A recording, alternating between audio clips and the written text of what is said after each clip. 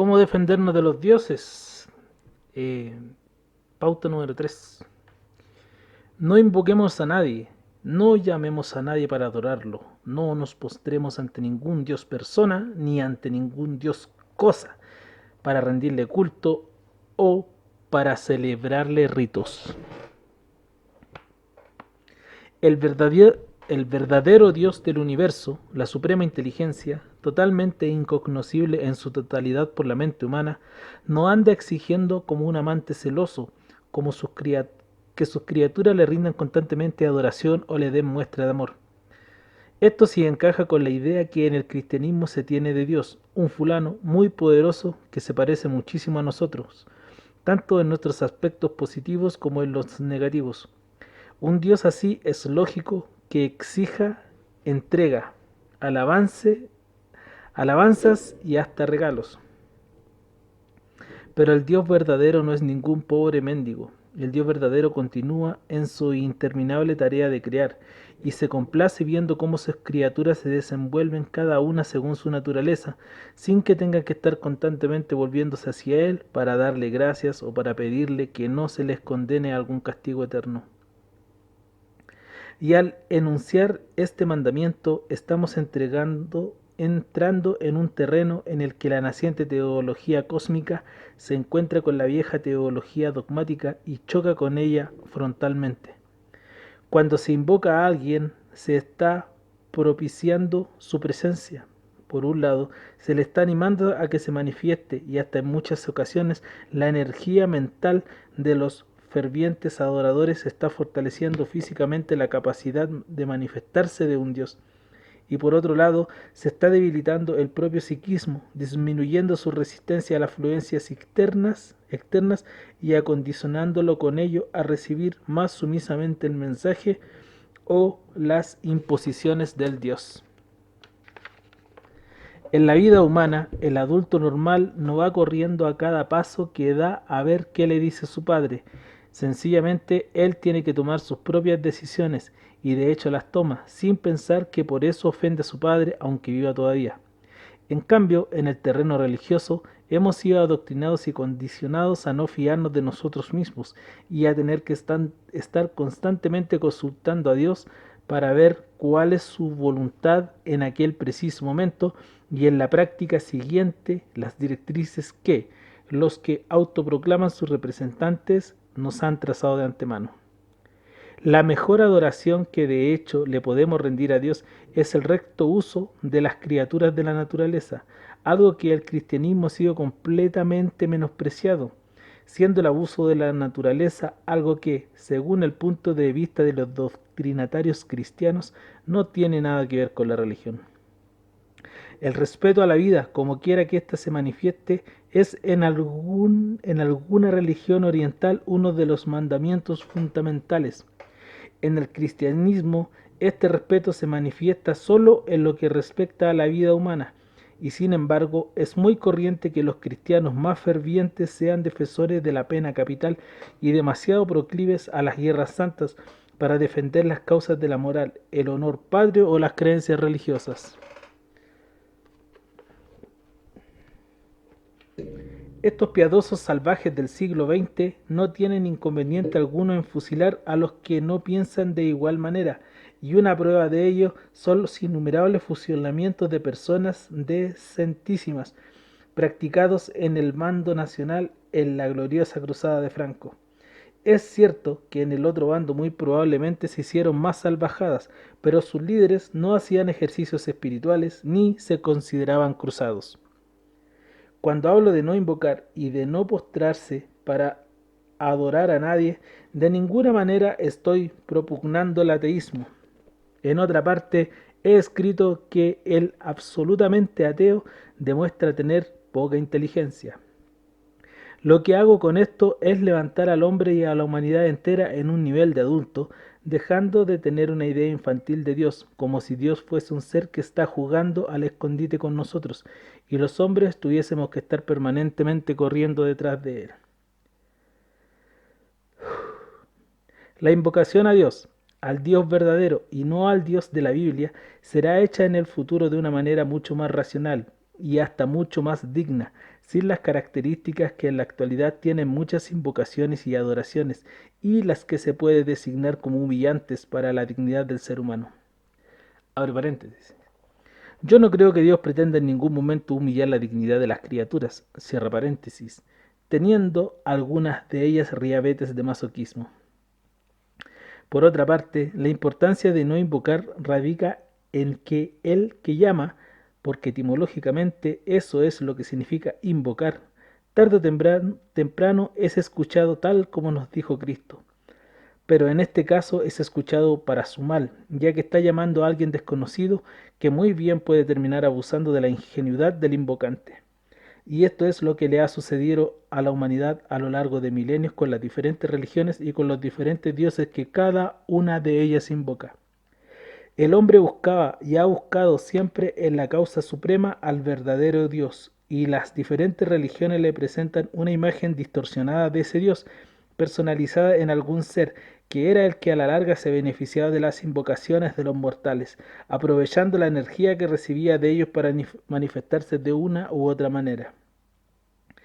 Un ejemplo de la importancia de este no invocar lo tenemos entre muchos otros en el juego de la cuija. Esta peligrosa práctica, de la que hay muchas variantes, consiste en un tablero en el que hay dibujados símbolos, las letras del abecedario y números.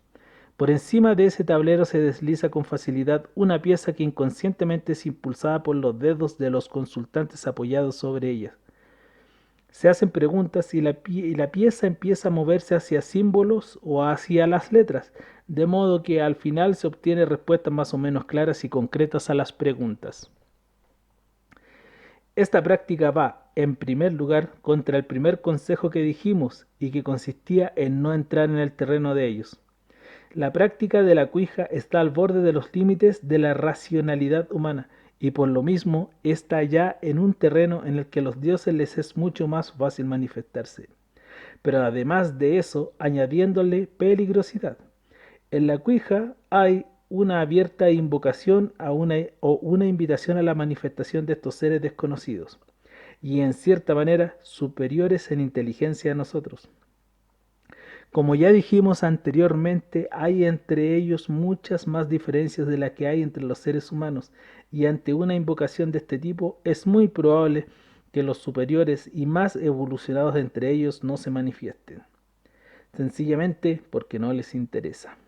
Pero en cambio, los menos evolucionados e inteligentes, sean los que se presentan, bien por curiosidad hacia nuestro mundo o bien como un juego, y en ese caso los invocadores se exponen a cualquier cosa.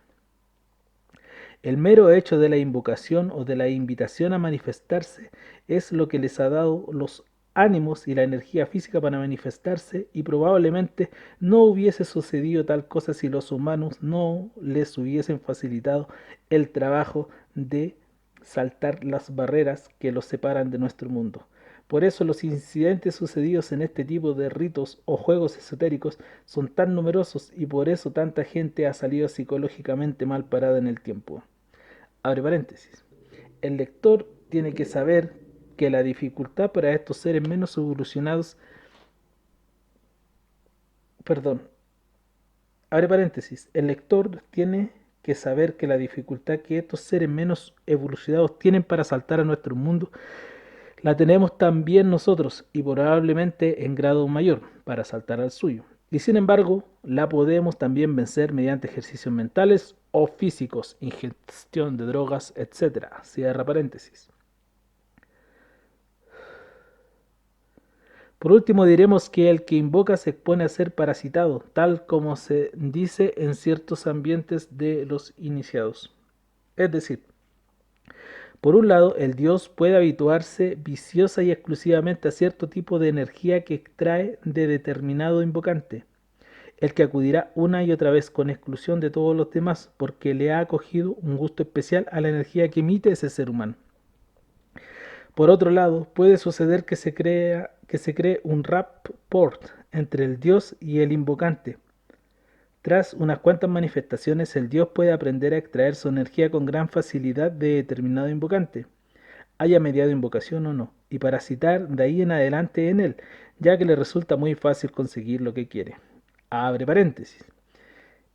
Es el mismo tipo de rapport o relación especial que se da entre un buen hipnólogo y una persona que ha sido varias veces hipnotizada por él, con una gran facilidad y aún estando a distancia y sin que el hipnotizado dé su asentimiento. El hipnólogo puede hacerlo caer en trance hipnótico. La razón es que las ondas cerebrales del hipnotizado están ya, de alguna manera, sintonizadas con las ondas cerebrales del hipnólogo. Cierra paréntesis.